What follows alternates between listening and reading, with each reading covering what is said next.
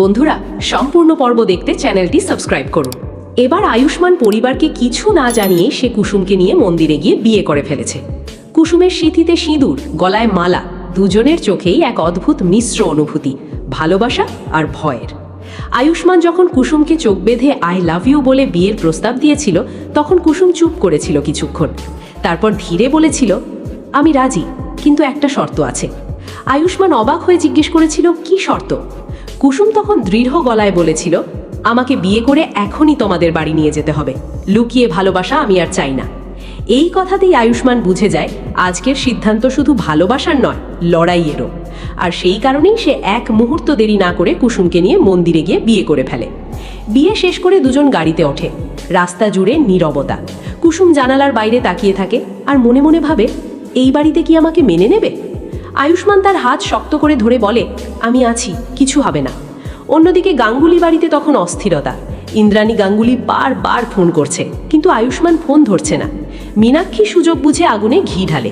দিদি, আমি আগেই বলেছিলাম এই মেয়েটার জন্যই আয়ুষ বদলে গেছে। ঠিক তখনই গেটের সামনে গাড়ির শব্দ। সবাই ছুটে যায়। গাড়ি থেকে নামতেই সবাই স্তব্ধ। কুসুমের সিঁথিতে সিঁদুর, আয়ুষ্মানের চোখে দৃঢ়তা। ইন্দ্রাণী কাঁপা গলায় বলে, এটা কি? আয়ুষ্মান সামনে এগিয়ে এসে বলে, মা, আমি কুসুমকে বিয়ে করেছি। এই কথা শুনে ইন্দ্রাণী যেন ভেঙে পড়ে। আমাকে না জানিয়ে? মীনাক্ষী তাচ্ছিল্য করে বলে, দেখলে তো দিদি, কাজের মেয়েকে বউ বানিয়ে এনেছে। কিন্তু এবার কুসুম চুপ থাকে না। সে সামনে এসে শান্ত গলায় বলে, আমি আপনার বাড়ির সম্মান নষ্ট করতে আসিনি, আমি আপনার ছেলের সম্মান রক্ষা করতে এসেছি। এই আত্মবিশ্বাসে সবাই চুপ হয়ে যায়। ঠিক তখনই রাজশেখর বাবু সামনে এসে দাঁড়ান।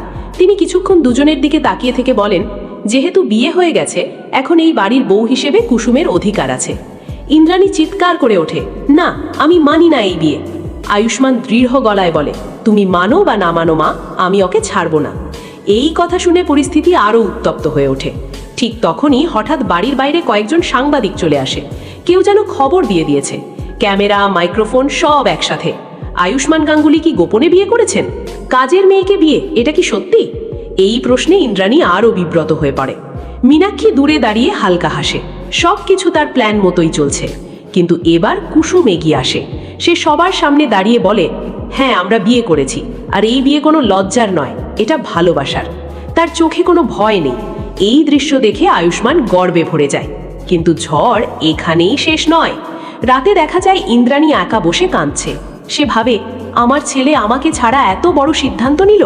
অন্যদিকে মীনাক্ষী আবার ফোনে কথা বলে। এবার মিডিয়ায় এমন কিছু ছড়াতে হবে যাতে এই বিয়ে টিকতেই না পারে।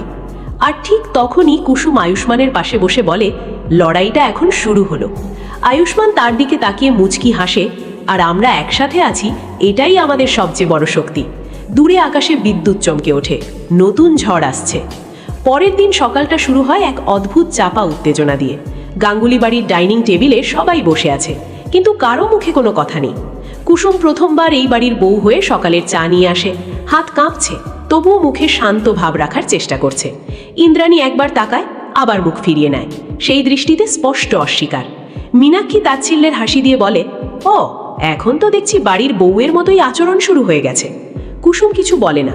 সে শুধু ট্রে নামিয়ে ধীরে বলে, চা ঠান্ডা হয়ে যাবে। এই সরল কথাটাই যেন ইন্দ্রাণীর ভিতরটা আরও নাড়া দেয়। ঠিক তখনই বাড়ির গেটে আবার সাংবাদিকদের ভিড়। আগের রাতের খবর ভাইরাল হয়ে গেছে। ক্যামেরা নিয়ে সবাই চিৎকার করছে। গোপন বিয়ের পর আজ প্রথম প্রতিক্রিয়া। গাঙ্গুলি পরিবারের সম্মান কি প্রশ্নের মুখে? ইন্দ্রাণী বিরক্ত হয়ে বলে, এই পরিস্থিতি আমি আর সহ্য করতে পারছি না।